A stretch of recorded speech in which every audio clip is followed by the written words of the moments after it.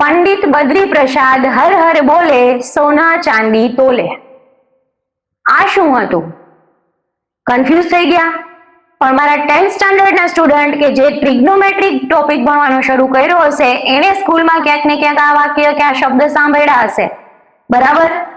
तो आओ आज हूँ पण तमारी रश्मि दीदी तमने ट्रिग्नोमेट्री नो टॉपिक के ज्यां ट्रिग्नोमेट्रिक रेशियो आपणे भणवानुं छे ए भणाववानी शरूआत करूं छुं। तो सौथी पहेला आपणे ए समजीए के ट्रिग्नोमेट्री एटले शुं छे। ट्री एटले के ट्राई मतलब 3, ग्नो अथवा गॉन मतलब साइड અને મેટ્રી અથવા મેટ્રોન मतलब મેઝરમેન્ટ।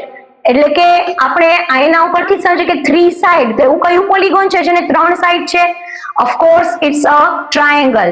ટ્રાયેંગલ અહીંયા પર્ટિક્યુલરલી આપણે વાત કરશું right angle triangle. Right angle કે જેનો એક એંગલ 90 ડિગ્રી નો હોય તો ઓબ્વિયસ વસ્તુ છે કે બાકીના બે એંગલ છે એ એક્યુટ એંગલ હશે, बराबर? एक्यूट मतलब लेस देन 90, राइट? तो अहींया आपणे एक्यूट एंगल अने ट्रायंगल नी 3 साइड वच्चेनो शुं रिलेशन छे ए ट्रिग्नोमेट्री में आपणे समजवानुं छे। तो एनी शरूआत करशुं आपणे ट्रिग्नोमेट्रिक रेशियो समजवाथी, ज्यां तमने साइन कोस अने टेन थीटा माटे तमने पंडित बद्री प्रसाद हर हर बोले नो कॉन्सेप्ट आपवामां आव्यो छे, जेमां अहींया तमे जोई शको छो P मतलब परपेंडिक्युलर अने H मतलब हाइपोटेनियस, S एटले के साइन थीटा नो आ फॉर्म्युला बने छे, B एटले के बेज अपॉन हाइपोटेनियस जे cos थीटा नो फॉर्म्युला बने छे अने P अपॉन B मतलब अगेन परपेंडिक्युलर अपॉन बेज जे टेन थीटा नो फॉर्म्युला बने छे। बट लुक हियर, अहींया ट्रायंगल में जे 90 डिग्री छे एनी एक्जेक्ट ऑपोजिट साइड ने आपणे हाइपोटेनियस कहेशुं। तो कोई पण ट्रायंगल माटे 90 डिग्री नी ऑपोजिट साइड एटले हाइपोटेनियस, ए वस्तु तो फिक्स थई गई। तो बाकीनी बे साइड छे, फॉर एक्जाम्पल आ ट्रायंगल माटे बात करीए के AB अने BC एमांथी कोने परपेंडिक्युलर कहेवुं अने कोने बेज कहेवुं? अल्टरनेटिवली तमे बेयने परपेंडिक्युलर कही शको छो, बेयने बेज कही शको छो। तो एट अ टाइम क्यारे परपेंडिक्युलर लेवुं ने क्यारे बेज लेवुं एनुं कन्फ्यूजन मारा ख्यालथी स्टुडंट ने घणी वखत थाय छे। तो ए स्टुडंट ने ए कन्फ्यूजन ने हुं अत्यारे तमारी सामे क्लियर करूं तो अहींया तमे आ कॉन्सेप्ट थी स्टडी करी शको छो, मतलब O अपॉन H।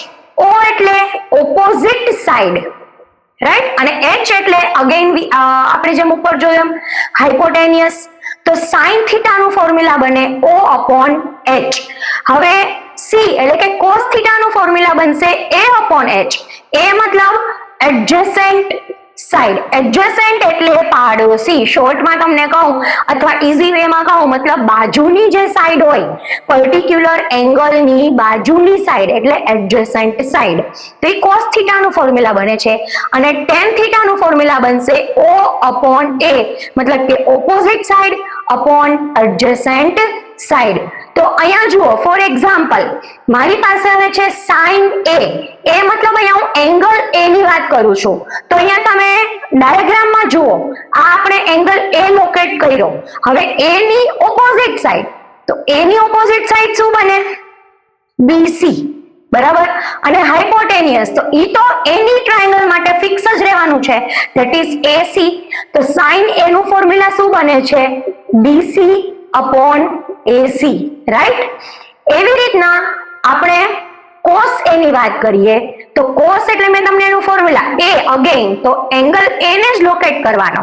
અહીંયા તમે જે એંગલનું નામ છે એ એંગલને લોકેટ કરી અને એની ઓપોઝિટ સાઈડ કે એડજસન્ટ સાઈડ તમે ડિસાઈડ કરી શકો છો, રાઈટ? તો cos A માટે એડજસન્ટ સાઈડ, મેં તમને કીધું એડજસન્ટ એટલે બાજુની સાઈડ, તો આ એંગલ A છે આપણો, તો એની એડજસન્ટ સાઈડ એટલે જે એમાં એંગલ A ઇન્ક્લુડ થતો હોય એટલે કે AB, तो any adjacent side Banse AB मतलब A में एंगल A में A इंक्लूड थयो, राइट? अने हाइपोटेनियस तो आपनो फिक्स ज छे AC। अने आपणे tan A नी बात करीए तो एनु फॉर्म्युला बने O अपॉन A। O मतलब ऑपोजिट साइड, A मतलब एडजेसेंट, तो A नी ऑपोजिट एटले BC अने एडजेसेंट एटले AB। तो tan नु फॉर्म्युला बन्युं BC अपॉन AB। हवे तमे एक वखत आ त्रण रेशियोज डिसाइड करी ल्यो छो, पछी बाकीना साव इजी छे केम के साइन नु ऑपोजिट એટલે કોસેક તો sin નું ફોર્મ્યુલા O upon H, તો cosec A નું ફોર્મ્યુલા H upon O. તો ઓબ્વિયસલી આપણે આ ફોર્મ્યુલાને રેસિપ્રોકલ કરી નાખીએ, AC upon BC. રેસિપ્રોકલ મતલબ આપણે એને રિવર્સ, મતલબ ન્યુમરેટર છે એ ડિનોમિનેટર બની જાય, ડિનોમિનેટર છે એ ન્યુમરેટર બની જાય, એને રેસિપ્રોકલ કહેવાય. બરાબર. હવે cos A તો એનું ઓપોઝિટ એટલે sec A, તો A upon H એનું ઓપોઝિટ બની જાય H upon A, તો ફોર્મ્યુલા અહીંયાથી ઓટોમેટિક ઓપોઝિટ બની જશે AC upon AB, અને cot A બરાબર is equals to A upon O.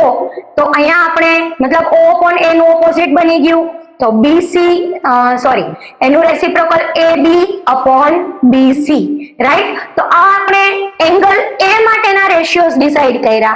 હવે એવી જ રીતના સપોઝ કે જ્યાં જ્યાં આપણે એંગલ A ની વાત કરી છે ત્યાં આગળ એંગલ C ની વાત કરીએ તો શું ફોર્મ્યુલા બનશે? શું તમે મને કહી શકશો?